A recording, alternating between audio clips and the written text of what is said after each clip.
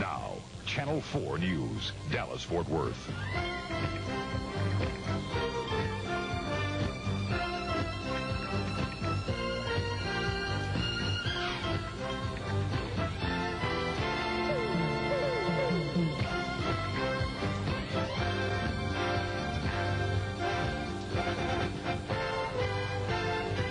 With Police Tinsley, Steve Bosch, James Spann in the Channel 4 weather station, and Paul Crane on sports.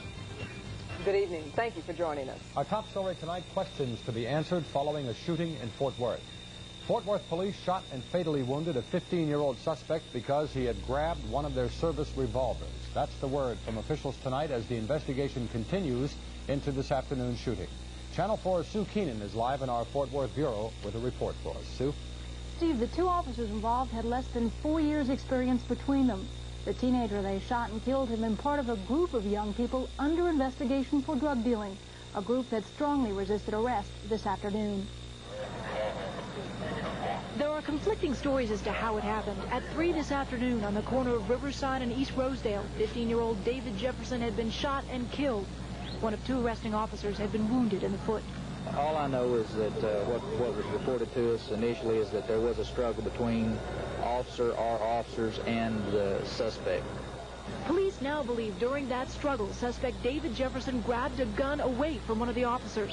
The second officer fired at the teenager and he fell to the ground. Police then say Officer Kevin Foster, who had also fallen, grabbed back his gun and fired another shot at the young suspect as he lay on the ground. Several witnesses observed the struggle. Some believe the shooting was uncalled for. The way he killed that boy, that was cold-blooded murder. That was uncalled for. He didn't have no reason to work. If anybody he should have killed was the boy to come and shot at him with that gun. His child didn't have nothing in his hand. He had this boy handcuffed down on the ground. Police say officers had only been able to place one cuff on Jefferson before the struggle took place. 22-year-old officer Kevin George was shot in the foot by one of the other suspects as they fled. George is reported in good condition, and the search continues for the others involved. Fort Worth Chief of Police will decide tomorrow whether the officers should be placed on any kind of leave during the investigation. As part of normal procedure, the case now goes to the county grand jury. And this is the third fatal shooting by Fort Worth Police this year. Steve? Thank you, Sue. Sue Keenan reporting live from our bureau in Fort Worth. Please. Tonight, Colleyville police say they are making progress in the investigation of Tuesday's break-in and murder of a Colleyville homemaker. Channel 4's Ed Dalheim tells us a composite drawing has produced hundreds of potential leads. The composite has appeared on television, on store windows, and many other places. And in one day, the response has been overwhelming. Your team was there the day it happened. So many leads are coming in that firefighters were enlisted to man the telephones today. And it may not be just the pictures that are making people respond. Friends of the Herons have started a reward fund that now totals over $60,000. Most of us know we can't go out and man the barricades or anything, so what we can do is hopefully contribute in some way to this fund and its build-up, and in hopes that that then has a positive impact on what the law enforcement folks do. Many of the contributors to the fund are residents of Terra Plantation, where Judy Heron lived. Privately, some residents say there have been other break-ins before the murder, usually coming in the morning hours between 8 and 10. Residents blame construction workers. And police today were stopping any construction worker who resembled the suspect. This man was eventually cleared of the murder, but remained in custody on an unrelated charge. Colleyville Police Chief Weldon Alexander says the investigation has turned up several possible witnesses and some suspects. Colleyville police estimate they've already received over 1,000 leads. And with only 12 investigators, it could take several weeks before all the leads are checked out. Ed Dalheim, Channel 4 News, Colleyville. Yesterday's sentencing of Abdelkrim Belachev to 6 life terms in prison may lead to a new push for the death penalty. Relatives of Belachev's victims say they'll go to Austin. They want lawmakers to make multiple murder a capital offense. Texas police officers have been fighting for such a law for several years. Belachev killed 6 people in a Dallas nightclub last June. A Dallas police sergeant who was fired this summer after he shot and killed a fleeing robbery suspect has lost another round in his fight to get his job back. Channel 4's Richard Ray reports that a city trial board tonight ruled that police chief was right when he decided Sergeant Jack Ross had violated departmental policy. Last August, this man, Sergeant Jack Ross, was fired after he shot and killed a young Hispanic who was fleeing the scene of a robbery assault. The shooting occurred during the Republican convention at a time of heightened tension over police shootings in Dallas. Today, in a marathon session before a city trial board, Sergeant Ross appealed his dismissal. Among the witnesses were his immediate supervisors, both his lieutenant and his captain. They told the board they'd studied the incident and felt Sergeant Ross was within department guidelines and Texas law when he fired his weapon. In all, nearly a dozen fellow officers testified on his behalf. But the board unanimously agreed with Police Chief Billy Prince that Ross had not used reasonable judgment. If he's being made the scapegoat, I'm very disappointed, and I hope that's not the case. Since the Ross shooting, police guidelines have been revised, but according to Ross' attorney at the time, the department policy mirrored state law, which allows an officer to fire at a fleeing felon. And I know people that have talked to me about this case have a perception that in this case, since Mr. Reyes was running away from Officer Ross and Mr. Reyes was not armed, that Jack Ross violated police department policy because he shot a fleeing suspect who was unarmed. And frankly, that's just not the policy as it was written at that time for the city of Dallas. The policy was that officers could act in accordance with Chapter 9 of the Texas Penal Code. The trial board finished just the first phase of the hearing and will meet again tomorrow morning to rule whether the firing was an appropriate punishment. Attorney Gorski says no matter what the trial board rules about the severity of the punishment, he will appeal this case. The next step is district court. Richard Ray, Channel 4 News at Dallas City Hall. Last Monday, a deputy sheriff in Ector County claimed he had been tossed off a highway overpass by a hitchhiker. He received only minor injuries, but a large-scale manhunt was launched for the hitchhiker. Today, it turns out the deputy lied. He actually fell off the overpass by accident. He was apparently too embarrassed to admit that. Now he is without a job. He got his pink slip today. Tarrant County officials today announced there will be no charges filed against the La Petite Academy or its employees for alleged sexual misconduct with children. An exhaustive investigation of the Arlington Daycare Center turned up little conclusive evidence. Done a great deal of work. We have no leads at this point that we know to follow up that would be productive. We don't have answers to all the questions. Cheney says the stumbling block was the children themselves. Of some 60 youngsters interviewed, only a dozen offered any substantial information, and few of their stories matched up. Despite the dead end, Cheney says the case is not closed. As with any investigation, we have not found all the answers, and there may in fact be additional information that would come to us in the future.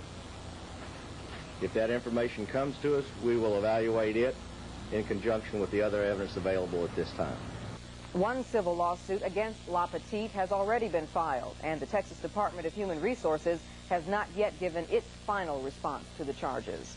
When we come back, we'll pay tribute to a little girl who was adopted by the world. A little girl we knew only as Baby Fay.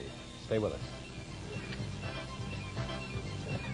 If it's luxury you appreciate, wait till you see this. The new 1985 Oldsmobile 98 Regency Brougham. Goes beyond the 98 in your mind to the 98 of your dreams. A technical marvel from the tread up. It lets you ride in quiet and splendor. Sophisticated instrumentation, handsome velour fabrics, and the ultimate in luxury, room for 6. With furs. There is a special thing in an Oldsmobile. Taco Bueno. One of life's most surprising rewards. Luxury everyone can afford. Taco Bueno. Take a hot flour tortilla wrapped around our own juicy beef, smothered in chili and cheese sauce, and topped with jalapenos and onions, and you've got a bueno chilada. Taco Bueno. This Saturday, 9:30 a.m. to 9:30 p.m., Highland is having a fantastic 12-hour brand name sale featuring thousands of bargains. Like this Toshiba 7-day programmable remote video recorder, just $287, save $112. And this 13-inch color TV, just $147, save $112. And this Kenwood stereo receiver, just $98, save $61. But hurry, you only have 12 hours this Saturday at Highland. Everything you never expected from an appliance store. The baby who made medical history after living for 3 weeks with a transplanted baboon's heart died last night after her kidneys began to fail. She was barely a month old. Some doctors and experts on ethics are still divided tonight over the issue of whether a baboon's heart should have been implanted in Baby Fay. But today, the transplant surgeon said Baby Fay's life opened new frontiers for other babies. CBS News correspondent Martha Teichner has more. Baby Fay's doctors left unanswered as many questions about her death as they answered. The key questions: whether the baboon heart failed, whether bigger doses of the anti-rejection drug cyclosporin destroyed her kidneys. She had indeed a rejection episode, and all of our objective data suggested that she had turned the corner with regards to her cardiac function, but in the process lost renal function. His voice emotional, Dr. Bailey said he grieves for Baby Fay, but sees her 21-day struggle for life with elation. For her part, I and my colleagues believe Baby Fay has opened new vistas for all, including the as yet unborn infants with similar lethal heart disease. During the last day of her life, doctors were still telling reporters Baby Fay was recovering well from her rejection episode. Even though her kidneys had begun to fail, her heart became unstable by evening. Baby Fay's parents were with her when she died, still confident they were right to allow the transplant. There's no question in my mind about how they feel. They have felt incredibly positive about the entire experience.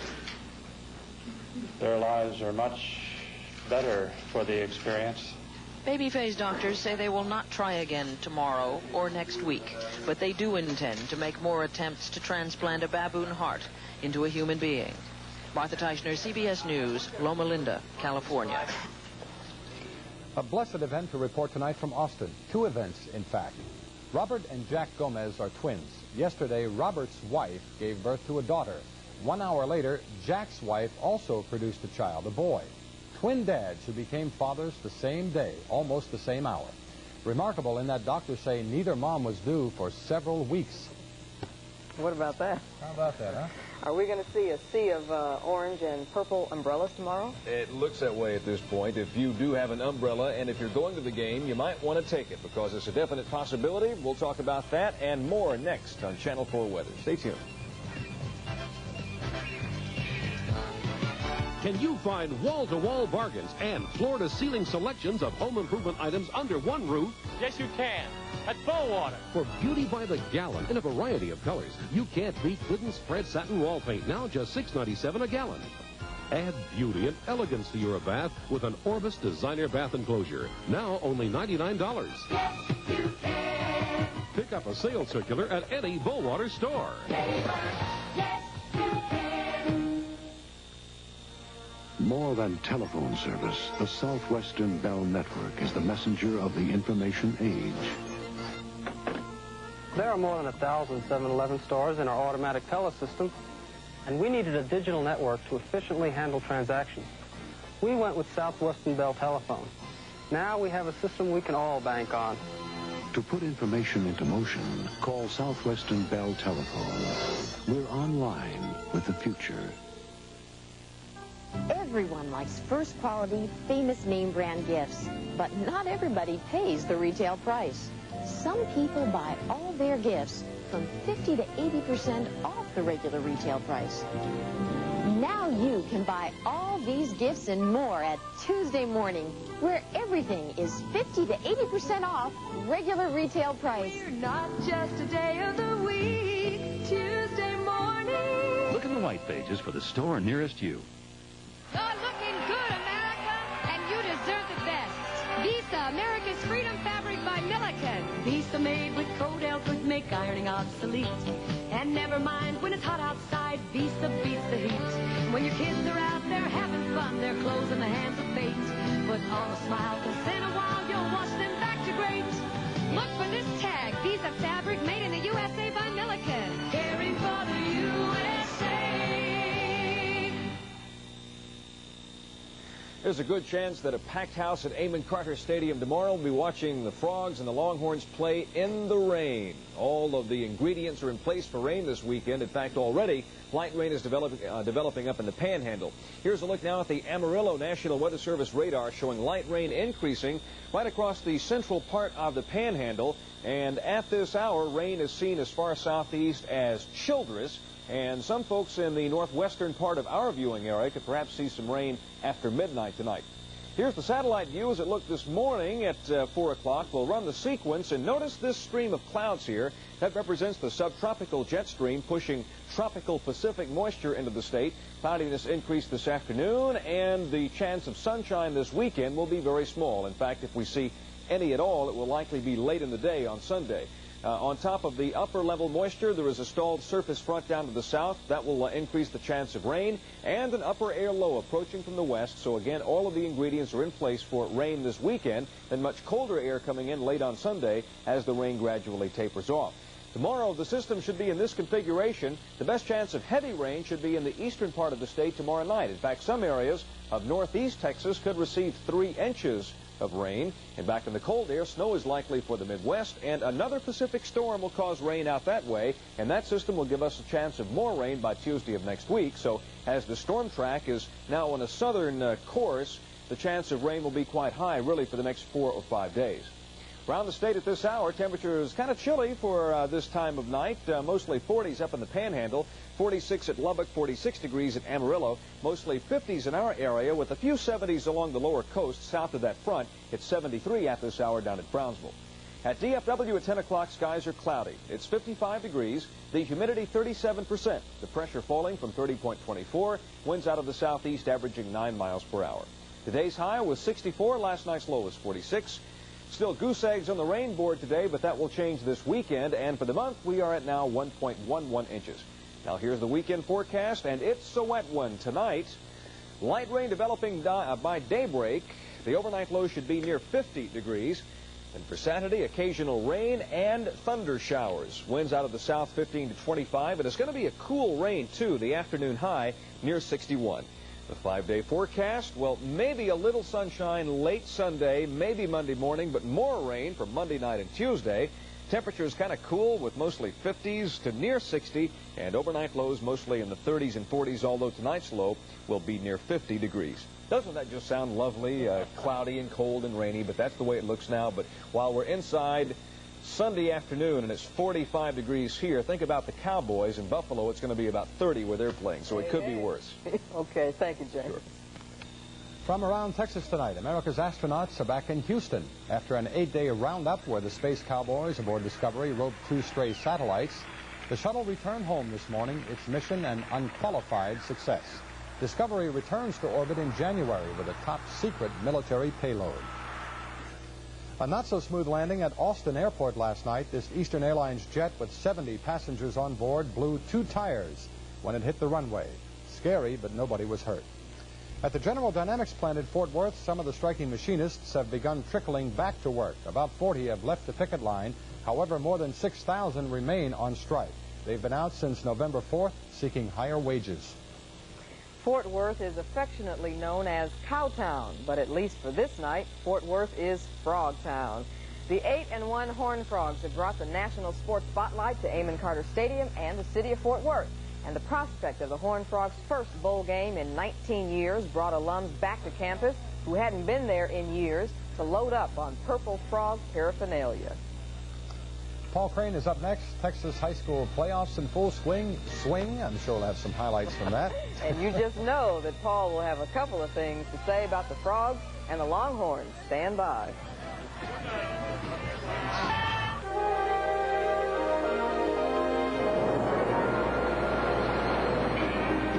Hawaii. Lush, tropical, enchanting paradise. Like no place else in the world. No wonder everyone wants to go there. Now Delta makes it easy with daily nonstops from Dallas-Fort Worth to Honolulu. And you'll love Delta's friendly personal service. Delta and Hawaii. Together at last. Won't you join us?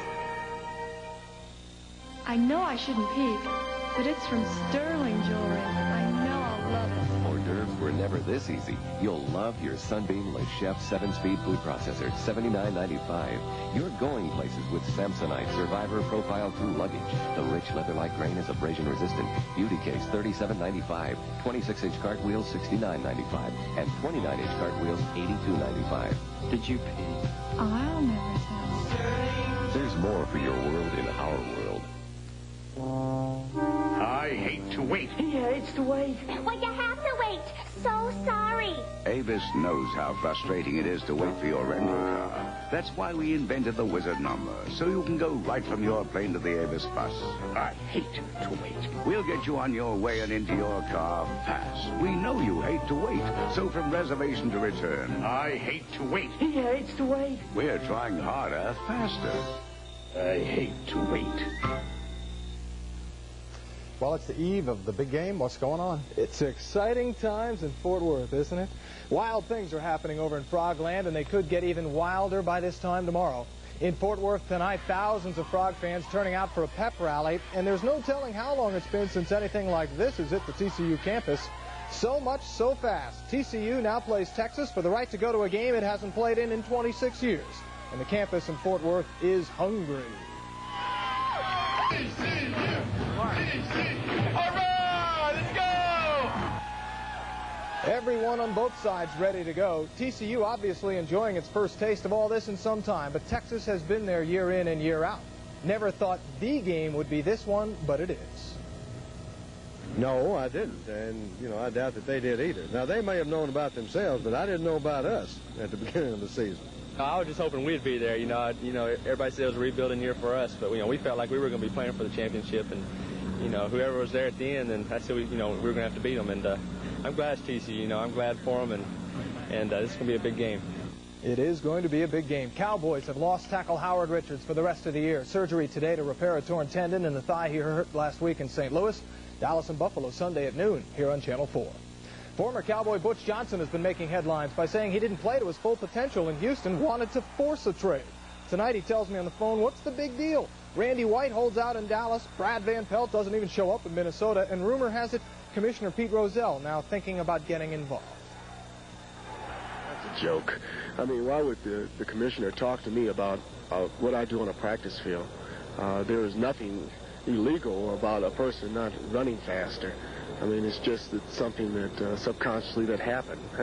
This is a football field. It wasn't something that was done off the field or any place else. It was just something that happened that I just wanted to play in Denver, and I didn't want to play anyplace else. Now, if Butch really did mastermind all of it, he's a genius, and we thought all he did was catch passes well. The area's top-ranked high school team in Texas Stadium tonight, the Plano Wildcats in all black, and this is Scott Austin. His touchdown makes it 7-0 Plano over Kimball. But not for long. Plano quarterback Tony Cook drops straight back. He then gets in trouble and gets out of it, letting one go long and deep for Kyle Moody. 48 yards right on the numbers. Plano leads 14-0 at the half. And the final from Texas Stadium, you see it 21-8.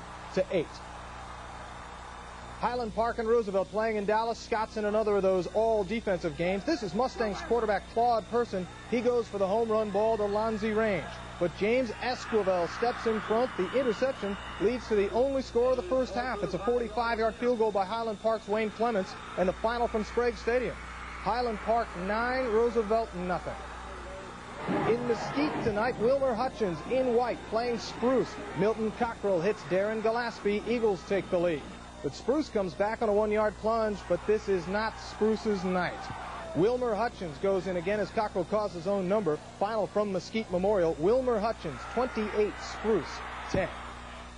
And Sky 4 is out again tonight, heading to Denton for a major showdown between Denton High School and Fort Worth Trimble Tech. And what a surprise this game turns out to be. Denton's Leroy Wilborn goes in to make it 21-0 Broncos.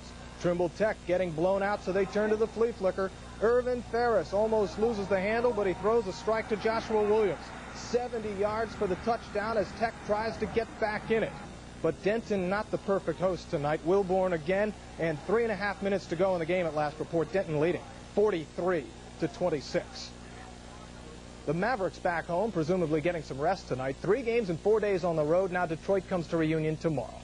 At the Pontiac Silverdome tonight, Moses Malone and Dr. J on target. There goes Moses. High percentage shot on that one. He gets 19 points. Julius Irving, another fine game. Always a pleasure to watch the doctor operate. He has 21 points tonight, and he gets some oohs and ahs from the crowd. Final from the Dome. Philly 101, Detroit 90. On the scoreboard tonight, Knicks lose again, this time to Washington. 13 points for Pat Cummings, if you care. Indiana beats San Antonio. 25 for Steve Stepanovich, just 4 for Bill Garnett. Denver leading Houston big in the third quarter in Denver. And Phoenix is leading Milwaukee, and 2 other games very early way out west. Closer to home, the Sidekicks lose again to Minnesota at Reunion 5-2. But don't forget the Mavs in action tomorrow. He's tired me up. Thanks a lot, Paul. Dizzy. An honored guest was welcomed by President Reagan today at the White House. It was a big fat tom turkey named RJ for robust and juicy, but you can call him JR. JR wasn't too happy with all this attention. He flustered and flapped, spraying feathers all over the president. And at one point, JR tried to escape. He didn't get far, but not to worry. This bird is not bound for the Thanksgiving Day oven. JR is on the way to a children's petting farm in Virginia. When we come back, a recreation of Star Wars. An unusual dance interpretation that could make a very special weekend for you. Stay with us. This is Frank Lieber recommending a Sedlinger trampoline for a bouncy Christmas and years of family fun and fitness. Call Factory Direct 494-3488. Dodge announces the toughest truck warranty in America. 5 years or 50,000 miles. Covering transmissions, drive shafts, blocks, heads, flywheels, transfer cases, axles, U-joints, water pumps, all internal engine parts, and outer body rust on every truck we build. Ford and Chevy talk tough. Dodge proves it. Dodge, the best back trucks in America. That's guaranteed. If you still think a bank is the best place for your checking account, consider this. With a bank, you're usually limited to one single branch to handle all of your checking transactions. Not very convenient. But a First Texas checking account is different. You have over 65 branches statewide where you can cash checks, make deposits, even get interest. And with free use of automatic teller machines, it's like having thousands of branches. For real checking convenience at more than one branch, check with First Texas. Are you a customer? Well, no, I'm a crook. You're right, I'm a crook. Hold it. Don't say you're a crook just 'cause of him. He'd be taking stuff on for White, too, if he only had White. I never took anything that didn't belong to me. You took my daughter. All in the Family, tonight at 10:30 on Channel 4. Art imitates life, whether the images are on canvas or created by light, sound, and movement on a stage. As Suzanne Moss tells us, a master of such imagery and his dance company are performing in Dallas this weekend.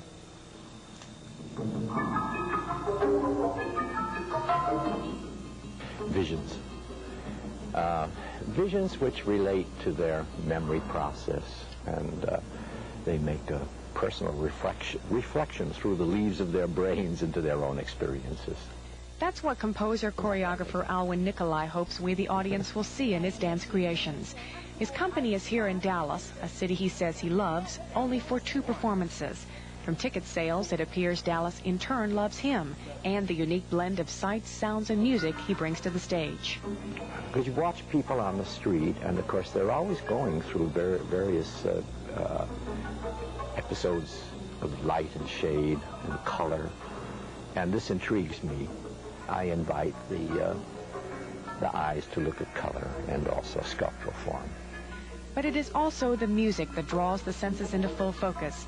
I use electronic sounds. I also use some instrumental sounds. And then I also use what's called musique concrète. In other words, if I go around and make bangs and get all sorts of exotic instruments. The result won him an Emmy on CBS and acclaim on every continent. And at this rate, he doesn't plan to retire anytime soon.